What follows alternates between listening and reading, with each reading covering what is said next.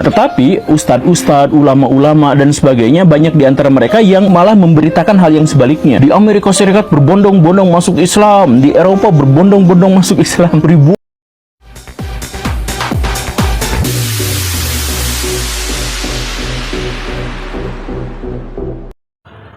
Shalom saudara-saudaraku yang diberkati oleh Tuhan kita Yesus Kristus. Puji Tuhan, jumpa lagi dengan saya, Pendeta Edison Senain dari kota Manado. Pada kesempatan ini saudara-saudaraku, saya akan menghadirkan pembahasan menarik untuk kita saksikan bersama-sama.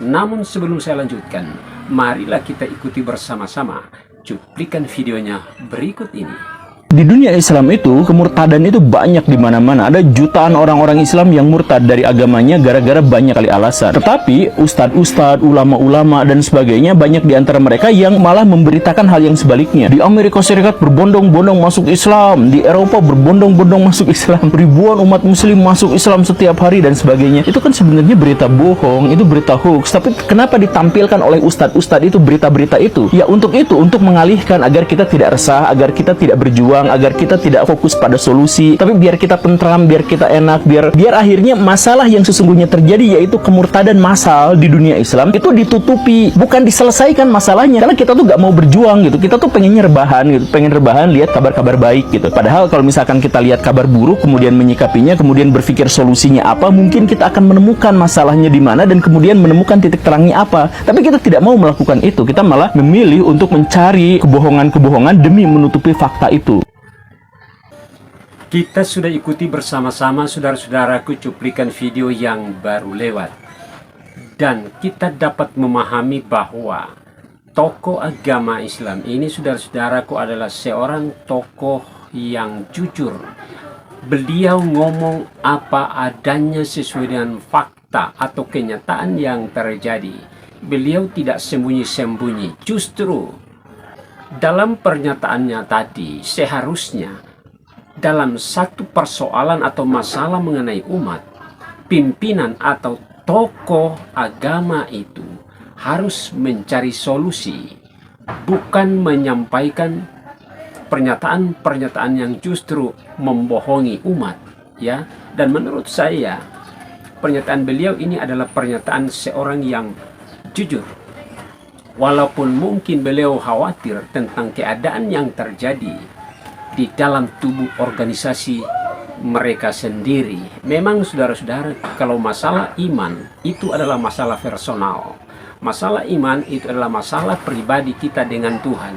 Oleh sebab itu, kita mau beragama, ya, atau mau beriman di agama manapun, itu adalah hak masing-masing kita.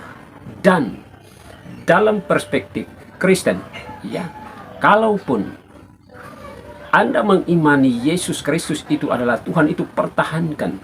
Karena di dalam Yesus Kristus itu ada keselamatan. Tapi kalau umat itu mengambil keputusan untuk keluar dari Kristen, itu urusan dia. Karena masalah keselamatan itu adalah masalah pribadi masing-masing dengan Tuhan. Karena itu juga menyangkut hak asasi manusia. Jadi saudara-saudaraku, menurut saya pernyataan dari tokoh agama Islam ini adalah pernyataan seorang tokoh agama yang jujur. Beliau ngomong atau berbicara apa adanya.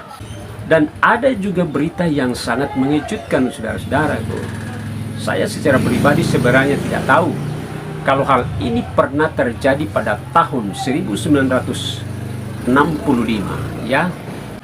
Pernyataan ini memang sangat mengejutkan bahwa ada sekitar 1 juta orang dari umat muslim justru pindah agama. Dan mari kita ikuti cuplikan videonya berikut ini. Bayangkan ibu bapak, orang Islam itu kan paling gopoh kalau ada orang yang awalnya dianggap Islam terus kemudian live di TikTok dibaptis secara live, itu kan pasti akan dilaporkan polisi itu. 1-2 orang. Ini hampir 1 juta orang itu minta dibaptis. Kiai pada waktu itu ndelok itu karo ngersolo ibu bapak. Ya Allah,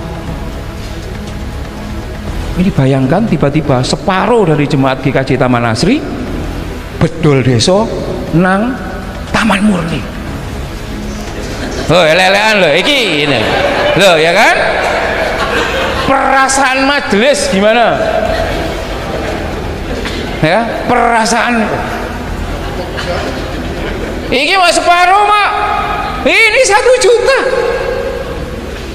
Jadi pada waktu itu seluruh politisi Islam merasa dirinya terluka. Ancen bener sing diomongno Al-Quran bahwa orang-orang Yahudi, akhirnya dia mencari justifikasi. Benar kata di Al-Quran bahwa tidak akan rela, wahai Muhammad, cari pembenaran, tidak akan rela orang walantar tu angkal Yahudi wala nasoro hatta tatabi amilatahum. Orang itu kalau marah, kalau yang marah itu pendeta, dia mesti akan cari justifikasinya di Alkitab, Bu, untuk mengatakan bahwa itu adalah benar secara biblikal. Sama dengan itu, tuh benar kan yang dikatakan di Al-Baqarah 225 itu, tidak akan pernah rela wahai Muhammad sampai orang Kristen dan Yahudi itu melihat kamu dan umatmu masuk ke agama mereka. Benar itu.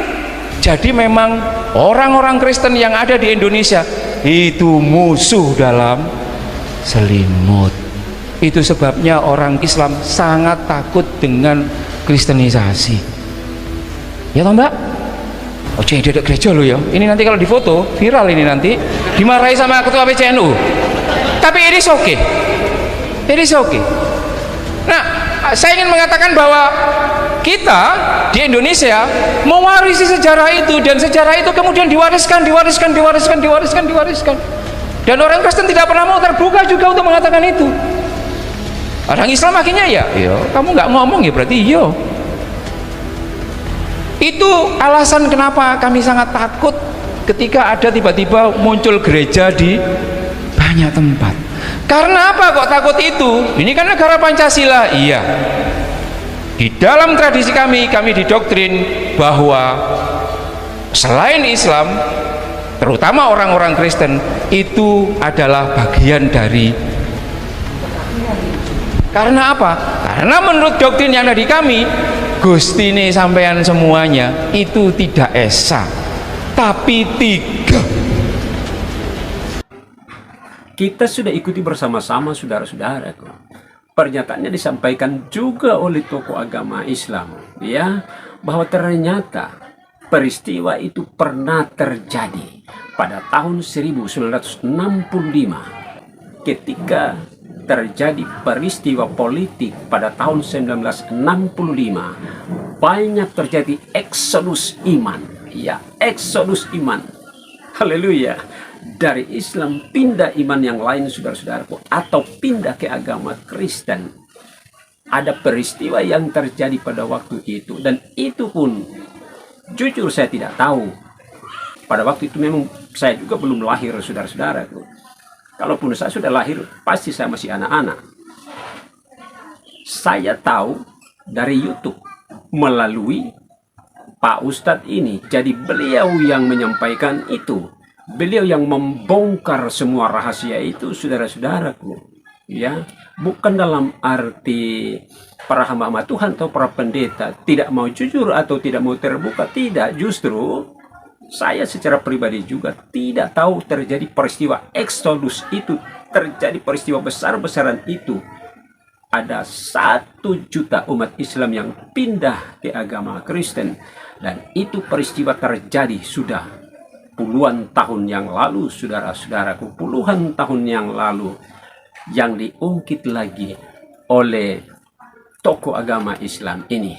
Jadi rahasia ini justru tokoh-tokoh agama Islam yang membongkar semua itu, bukan tokoh-tokoh agama Kristen, bukan tokoh-tokoh agama Kristen atau para pendeta, saudara-saudaraku.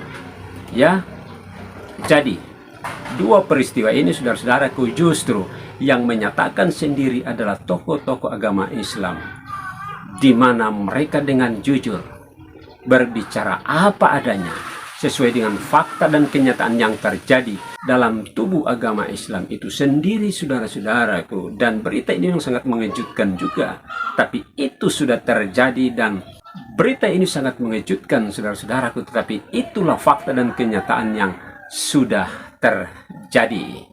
Dan menjadi pekerjaan kita bersama sebagai umat-umat Kristen, apalagi sebagai pelayan-pelayan Tuhan dan sebagai hamba-hamba Tuhan, agar supaya menjaga domba masing-masing, menjaga umat masing-masing tetap dipelihara dengan sedemikian rupa dengan baik sesuai dengan ketetapan daripada Tuhan, sesuai dengan firman Tuhan, agar supaya umat-umat yang kita pimpin atau kita gembalakan mereka tidak tercerai-berai. Haleluya. Dan itu adalah tugas daripada pelayan-pelayan Tuhan dan tugas daripada hamba-hamba Tuhan, agar supaya umat yang kita layani tetap kuat di dalam Tuhan untuk menunggu dan menanti kedatangan Tuhan pada kali yang kedua, untuk menjemput gereja Tuhan di atas awan-awan permai bersama-sama dengan Tuhan Yesus, masuk ke dalam kemuliaan Tuhan kekal selama-lamanya di sorga yang mulia. Demikian, dan kita akan jumpa lagi pada video-video saya selanjutnya. Tuhan Yesus memberkatimu. Haleluya. Amin.